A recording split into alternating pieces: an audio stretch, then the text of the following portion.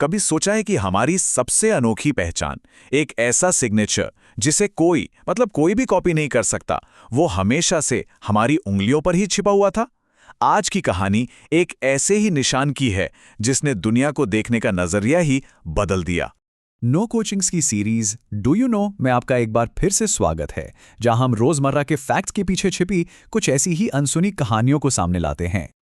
और ये सिर्फ कोई फिलोसॉफिकल सवाल नहीं है, ये एक ऐसी हकीकत है जिसे एक बहुत ही शार्प दिमाग वाले इंसान ने खोजा था। एक ऐसी पहचान जिसे न कोई चुरा सकता है और न ही वो कभी बदलती है। तो चलिए कहानी में थोड़ा पीछे चलते हैं और देखते हैं कि ये सब शुरू कहाँ से हुआ, वो चिंगारी कहाँ से भड़की थी। मिलिए डॉक्टर हेनरी फोल्ड से। ये स्कॉटलैंड के एक मेडिकल मिशनरी थे जिनकी पैनी नज़र ने कुछ ऐसा देखा जो उस वक्त दुनिया में और कोई नहीं देख पा रहा था। और हाँ, वो सिर्फ एक डॉक्टर नहीं थे। 1870 के दशक में जब वो जापान में काम कर रहे थे तो उन्होंने वहाँ पहला इंग्लिश बोलने वाला मिशन हॉस्पिटल खोला, सर्जरी के नए एंटीसेप्टिक तरीके इंट्रोड्यूस किए और रेबीज और हैजा जैसी खतरनाक महामारियों को रोकने में बहुत बड़ा रोल निभाया। और फिर एक दिन एक बिल्कुल ही अलग जगह पर एक आर्कियोलॉजिकल खुदाई के दौरान उनकी नज़र मिट्टी के कुछ पुराने बर्तनों पर पड़ी। उन पर कुछ निशान थे। ये हजारों साल पहले के कुम्हारों की उंगलियों के निशान थे जो मिट्टी में हमेशा के लिए छप गए थे। और बस उन्हें देखते ही उनके दिमाग में दो बातें बिल्कुल बिजली की तरह कौंधी। पहली, हर इंसान के फिंगरप्रिंट्स यूनिक यानी एकदम अनोखे होते हैं, और दूसरी, ये परमानेंट होते हैं, मतलब जिंदगी भर कभी नहीं बदलते। अब थ्योरी तो कमाल की थी, पर उसे असल जिंदगी में साबित कैसे किया जाए? खैर, इसका मौका भी उन्हें बहुत जल्द ही मिल गया। पहले तो फोल्ड्स ने यह पक्का किया कि ये निशान बदलते नहीं हैं। उन्होंने एक बड़ा ही दिलचस्प एक्सपेरिमेंट किया। अपने स्टूडेंट्स और मरीजों के फिंगरप्रिंट्स लिए, फिर केमिकल्स से उनकी त्वचा की ऊपरी परत को बहुत सावधानी से हटा दिया। और जब त्वचा वापस आई तो क्या हुआ? निशान हूबहू बिल्कुल वैसे के वैसे थे। और फिर उनकी इस थ्योरी का पहला असली टेस्ट हुआ ये कि उनके अस्पताल में चोरी हो गई। पुलिस को एक स्टाफ मेंबर पे शक हुआ, लेकिन फोर्ड्स को लगा कि वो बेगुनाह है।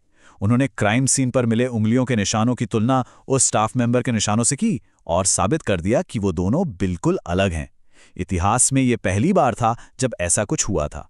ये इतना बड़ा ब्रेक थ्रू था कि 1880 में उन्होंने मशहूर नेचर जर्नल में लिखा, जब खून के या मिट्टी, कांच पर उंगलियों के निशान मौजूद हों तो वे अपराधियों की वैज्ञानिक पहचान का जरिया बन सकते हैं। सोचिए जरा, ये सोच उस जमाने से कितनी आगे थी। लेकिन जैसा कि अक्सर महान आइडियाज के साथ होता है, इसके बाद शुरू हुई क्रेडिट की एक लंबी और कड़वी लड़ाई। तो देखिए हुआ क्या था। अक्टूबर 1880 में फोल्ड्स ने अपना पेपर छापा। अगले ही महीने सर विलियम हर्शल ने जवाब दिया, ये दावा करते हुए कि वो तो इसे पहले से इस्तेमाल कर रहे हैं, लेकिन सिर्फ कॉन्ट्रैक्ट्स पर पहचान के लिए, अपराध सुलझाने के लिए नहीं। और फिर 1888 में एक बहुत ही मानवीय वैज्ञानिक सर फ्रांसिस गाल्टन ने इस पर अपना रिसर्च शुरू कर दिया और धीरे धीरे फोल्ड्स का नाम कहीं गुमनामी में खो गया। ये स्लाइड इस फर्क को बहुत अच्छे से दिखाती है। एक तरफ थे फोल्ड्स, जिन्होंने अपराध सुलझाने के लिए इसके इस्तेमाल की बात सबसे पहले की। वो जापान में एक अकेले मिशनरी थे जिनके पास कोई पावरफुल कनेक्शन नहीं थे। और दूसरी तरफ थे हर्शल और गाल्टन, जो ब्रिटिश साइंटिफिक कम्युनिटी के बड़े नाम थे। उनकी शोहरत और रुतबे की वजह से उनके काम को बहुत आसानी से मान्यता मिल गई। और हद तो तब हो गई जब फोल्ड्स अपना ये कमाल का आइडिया लेकर स्कॉटलैंड यार्ड पहुंचे तो उन्हें सीधे सीधे मना कर दिया गया। यहां तक कहा जाता है कि एक अफसर ने तो उनके दिमागी संतुलन पर ही सवाल उठा दिया था। हेनरी फोल्ड्स को तो शायद भुला दिया गया, पर उनका जो आइडिया था वो इतना पावरफुल था कि उसे कोई रोक नहीं सका। और इस आइडिया की बुनियाद में था ये एक नंबर जो दिमाग घुमा देता है। 64 अरब में से एक। जी हां, दो लोगों के फिंगरप्रिंट्स एक जैसे होने की संभावना इतनी ही कम है, मतलब लगभग नामुमकिन। तो चलिए अब नो कोचिंग्स पर हमारे खास सेगमेंट डू यू नो की बारी है। आज का सवाल है, क्या हूबहू एक जैसे दिखने वाले जुड़वा बच्चों के, मतलब आइडेंटिकल ट्विंस के फिंगरप्रिंट्स भी एक जैसे होते हैं? तो इसका जवाब है नहीं, बिल्कुल नहीं। बड़ा मजेदार है ना? उनके फिंगरप्रिंट्स भी अलग अलग होते हैं। इसकी वजह यह है कि ये पैटर्न मां के गर्भ में रैंडम दबाव और ग्रोथ फैक्टर से बनते हैं, जो हर एक प्रिंट को अपने आप में बिल्कुल यूनिक बना देता है।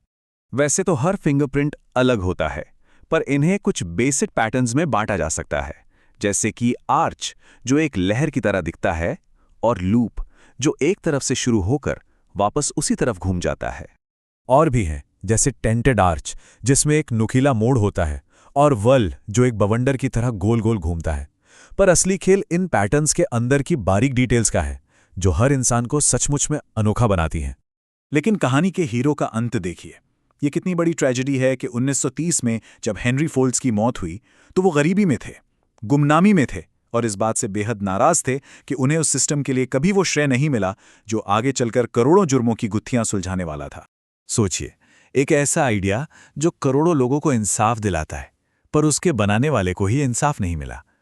तो सवाल यह है कि एक ब्रेक थ्रू की, एक बड़ी खोज की असली कीमत आखिर होती क्या है?